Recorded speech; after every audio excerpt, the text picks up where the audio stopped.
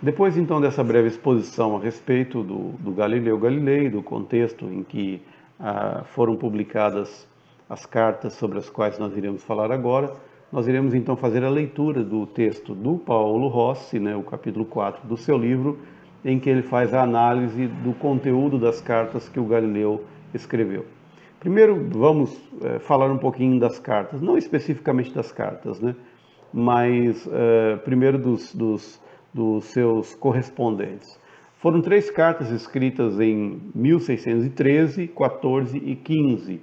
A primeira delas, de 1613, escrita a Benedetto Castelli, que foi seu aluno e que foi inclusive indicado por ele para substituí-lo como catedrático de matemática na Universidade de Pisa, né?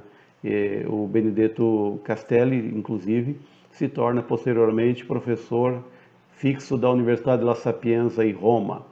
A segunda carta, escrita em 1614, foi para Piero Dini, que era um interlocutor importante dentro do Vaticano, inclusive tendo sido, a partir de 1621, sagrado arcebispo da cidade de Fermo, um importante feudo italiano também do Vaticano.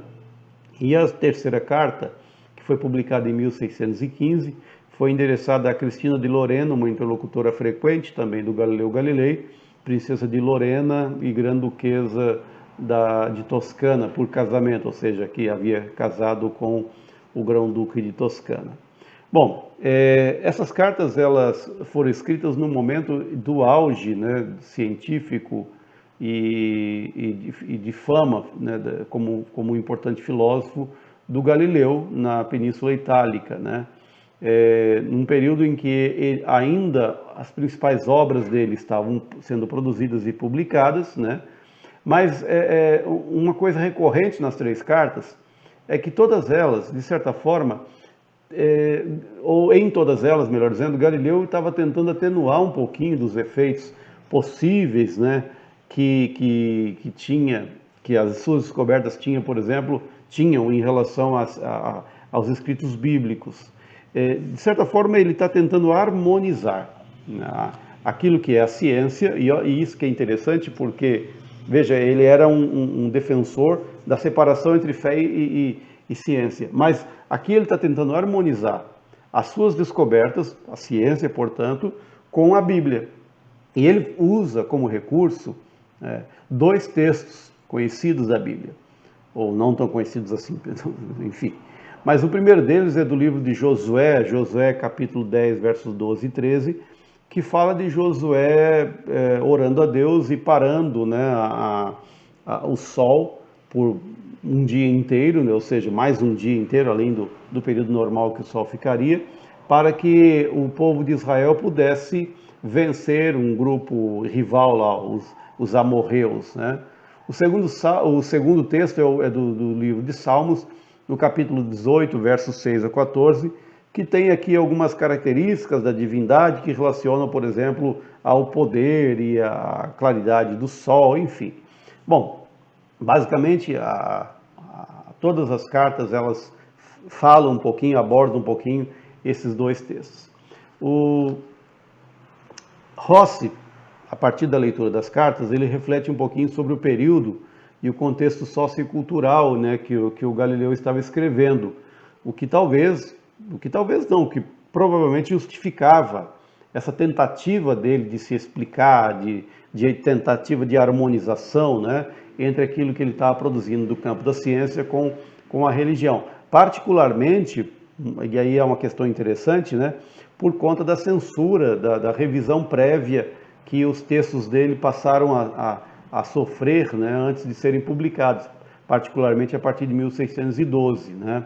Então, a partir disso, é que o Paulo Rossi ele aponta que, em seu texto, que essa relação entre a ciência, a chamada rigorosa astronomia galileana, né, e a religião, ou seja, os aspectos místicos, metafísicos da religião, são encontrados, essa tentativa de relacionar um e outro, são encontradas ao tempo todo nessas cartas. Lá na página 93, por exemplo, ele escreve algo que eu acho que é fundamental e que a gente não pode deixar de ler. No primeiro parágrafo, abre aspas, ele diz o seguinte: as intenções de Galileu são evidentes. Em primeiro lugar, ele quer colocar as suas teses sob a autoridade da Escritura e descrever a hipótese dos adversários, os defensores da incorruptibilidade, como contrária às Escrituras. Em segundo lugar, pretende afirmar que a interpretação do texto sagrado que se refere à física peripatética, peripatético aqui está relacionando a Aristóteles, né, e o seu método peripatético de ir caminhando e ensinando, pode ser substituída por outra que se refira a uma física diversa. Em terceiro lugar, como vimos, pretende elogiar a atividade dos teólogos, né? Então aqui nós vemos, de acordo com Rossi, a tentativa de Galileu de harmonizar tudo isso até para fugir um pouquinho da censura e da revisão daqueles que haviam sido designados pela igreja para fazer isso. Bom, então, nas páginas seguidas, né, ou em seguida, 94 a 96 principalmente, nós vemos alguns pontos aqui abordados, que eu vou falar de maneira muito rápida, apenas de maneira pontual, por Rossi, a respeito de Galileu, ou a respeito dos objetivos de Galileu com essas cartas. Primeiro, a defesa de uma não literalidade das Escrituras.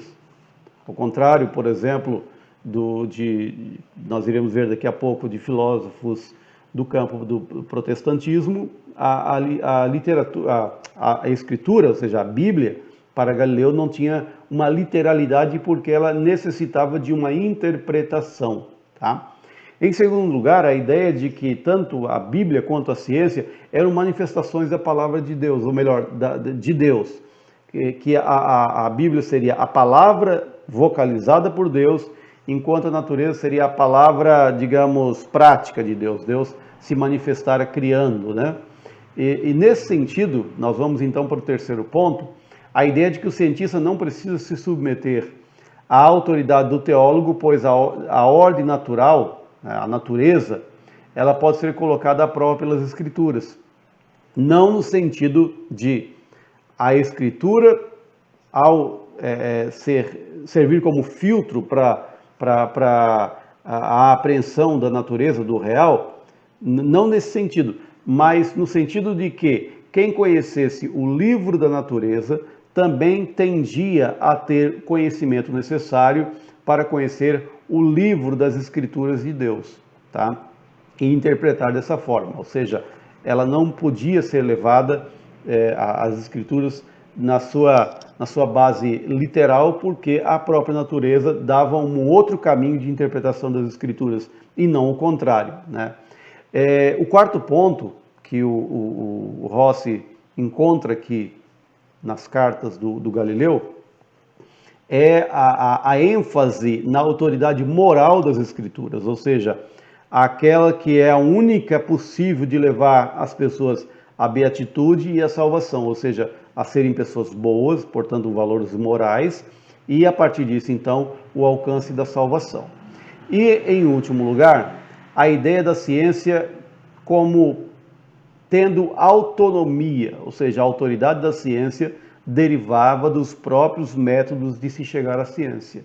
Portanto, ela tinha autonomia e ela não precisava se submeter à autoridade, à régua moral da religião. De certa forma, em todos esses 5 pontos aqui elencados, há obviamente uma defesa enfática de Galileu pelos métodos da ciência, aqueles métodos que eu já falei, né, em vídeos anteriores, como a observação, a reflexão teórica, né, a demonstração, a repetição, etc. Mas, principalmente, uma defesa de que esses métodos não estavam submetidos, ou não deveriam estar submetidos, à autoridade da tradição, que ele classifica, por exemplo, lá na página 103, de opinião. Eu não vou ler aqui os textos, mas página 102 e 103, quando há uma demonstração entre a diferença entre opinião e demonstração, que é a forma como a natureza pode ser apreendida, né? Desse ponto de vista, o que ele está fazendo?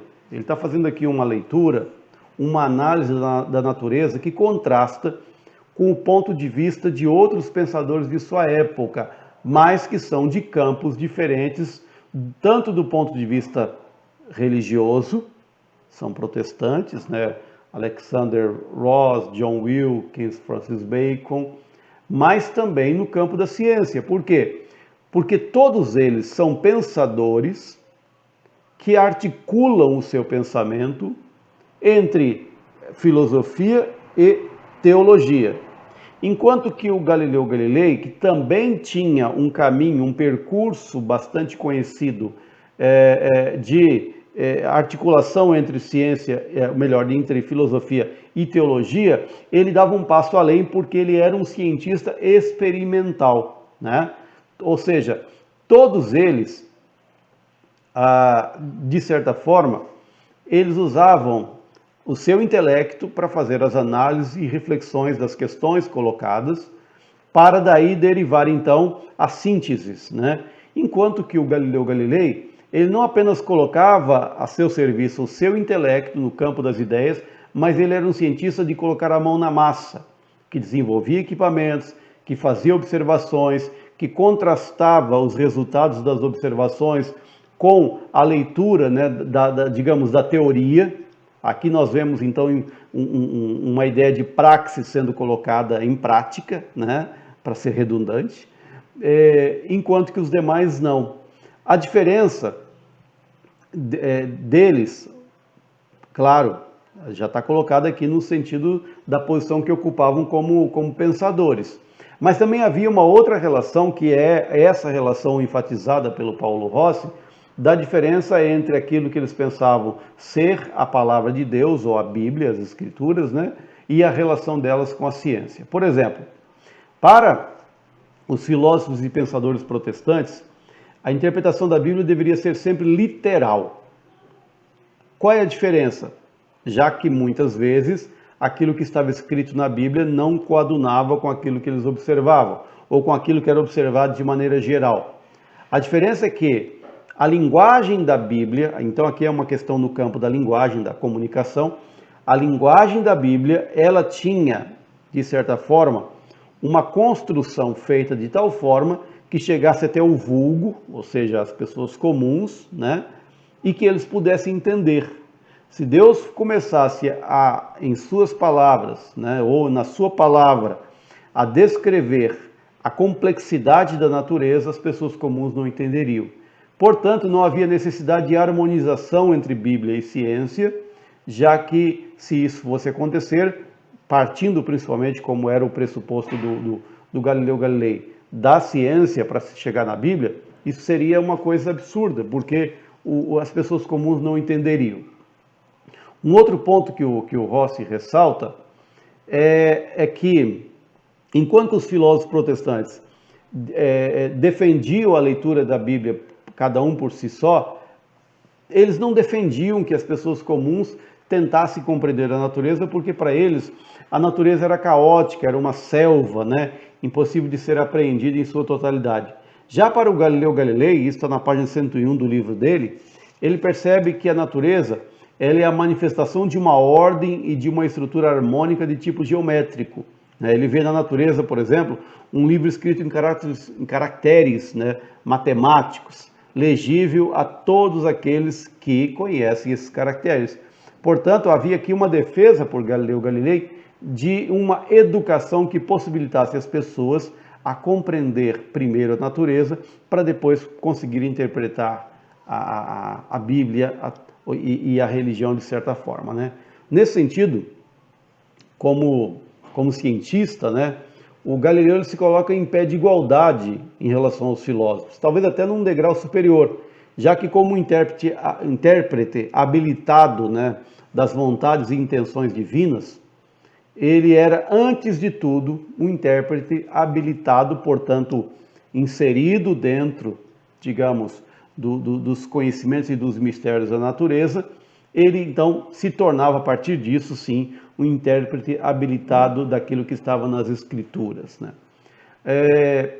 Indo já para o nosso final, gente, a análise que Paulo Rossi faz às cartas de Galileu Galilei apresenta um cientista que busca, primeiro, romper com a tradição hermética, ou seja, o conhecimento sendo acessível apenas aos iniciados nos mistérios da fé, né?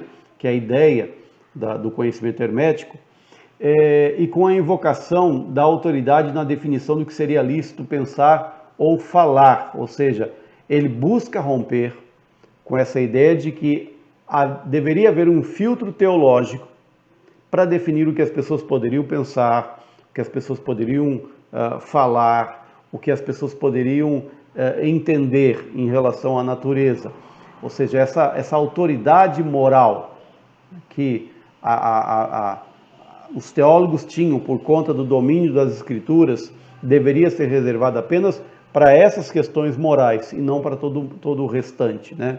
Ao mesmo tempo também, o Galileu, apontado pelo Rossi, claro, ele traz em si uma armadilha, né, uma contradição, e que na verdade é uma armadilha dupla, né? Primeiro, quando ele tenta harmonizar a ciência, aquilo que ele produzia, com a Bíblia, ele poderia correr o risco de comprometer a sua premissa básica, que era a separação entre ciência, ou seja, a demonstração, e a fé, ou seja, a opinião.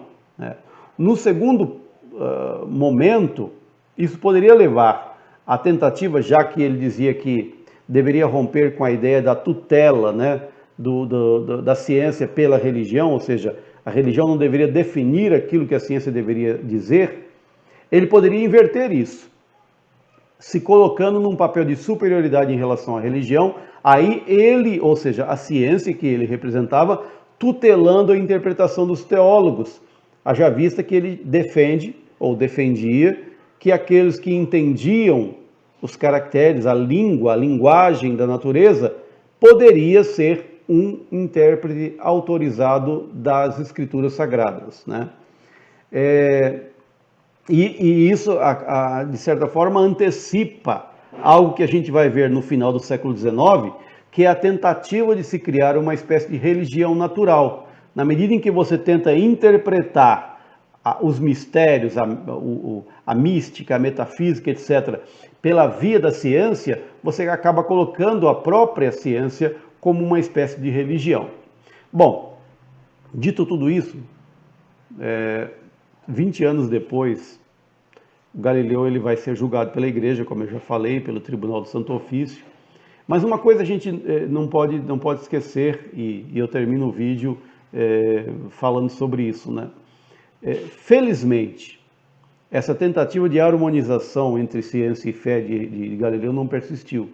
Ficou lá no passado. Aliás, o próprio Paulo Rossi fala que quando ele vai se defender lá no Tribunal do Santo Ofício, ele não usa essas teses. Elas foram esquecidas, ou seja, no próprio tempo de vida dele. Porém, e aqui é a parte mais importante, as premissas da ciência que ele defende vão se tornar quase que universais, né? Aquilo que é ciência, que nós compreendemos como ciência, como construção de conhecimento hoje, estão calcadas, baseadas nas ideias que foram construídas e defendidas por Galileu Galilei. A ideia da separação entre demonstração e opinião, a ideia de separação entre ciência e religião, a ideia de que as pessoas, tendo os recursos necessários, os recursos apropriados, poderiam compreender os mistérios da natureza. Tá bom? Então, gente, abraço a todos e eu espero que façam uma excelente leitura dessa obra do Galileu Galilei, ou melhor dizendo, do Paulo Rossi, né, ao falar do Galileu Galilei. Um grande abraço a todos.